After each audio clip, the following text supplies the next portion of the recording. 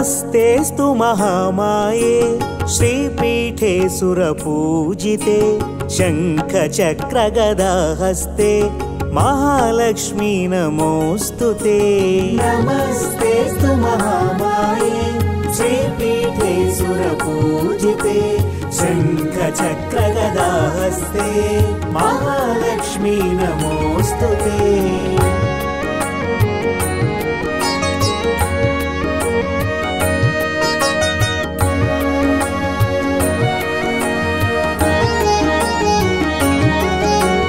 नमस्ते गरुडारूढे कोलासुरभयङ्करी सर्वपापहरे देवी महालक्ष्मी नमोस्तुते। नमस्ते गरुडारूढे कोलासुरभयङ्करी सर्वपापहरे देवी महालक्ष्मी नमोस्तुते।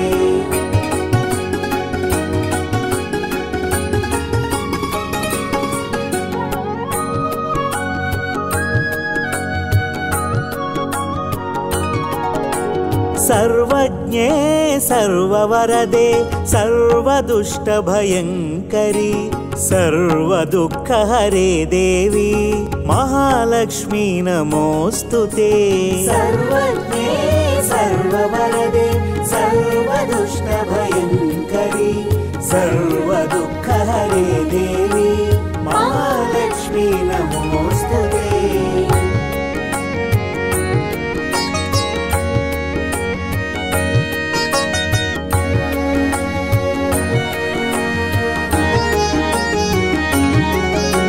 सिद्धिबुद्धिप्रदे देवी भुक्तिमुक्तिप्रदायिनी मन्त्रमूर्ते सदा देवी महालक्ष्मी नमोस्तुते। सिद्धिबुद्धिप्रदे देवी भुक्तिमुक्तिप्रदायिनी मन्त्रमूर्ते सदा देवी महालक्ष्मी नमोस्तुते।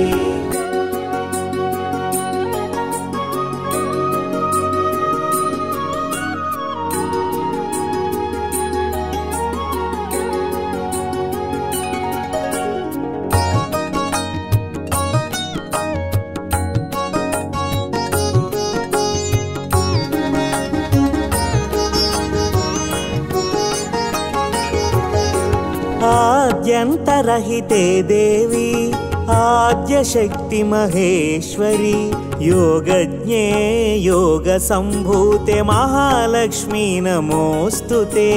आद्यन्तरहिते देवी आद्यशक्ति महेश्वरी योगज्ञे योगसम्भूते महालक्ष्मी नमोस्तुते।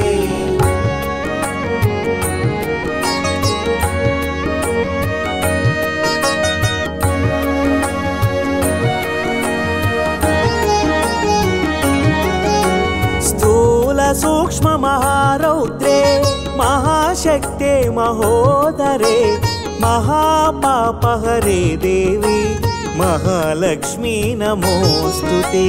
स्थूल सूक्ष्म महारौद्रे महाशक्ते महोदरे महापापहरे देवी महालक्ष्मी नमोस्तुते।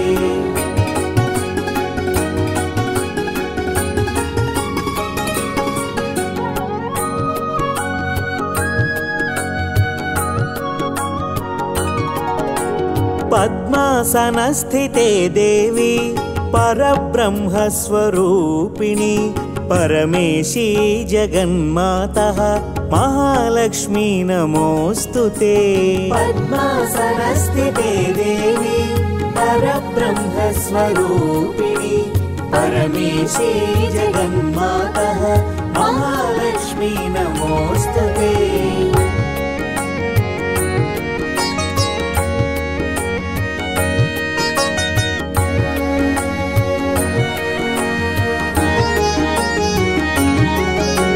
श्वेतांबरधरे देवी नानालंकारभूषिते जगत्स्थिते जगन्मातः महालक्ष्मी नमोस्तुते। श्वेतांबरधरे देवी नानालंकारभूषिते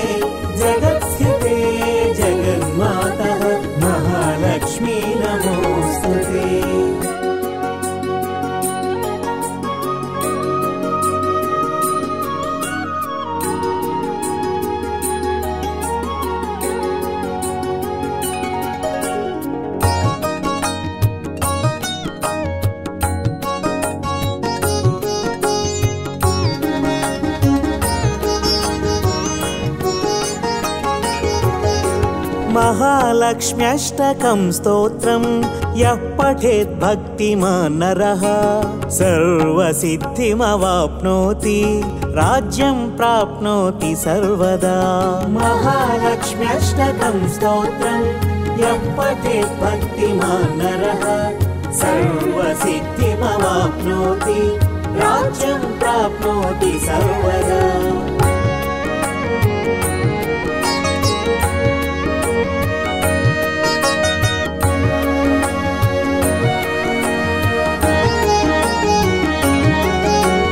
एककालं पठे नित्यं महापापविनाशनं द्विकालं यः पठे नित्यं धनधान्यसमन्वितः। एककालं पठे नित्यं महापापविनाशनं द्विकालं यः पठे नित्यं धनधान्यसमन्वितः।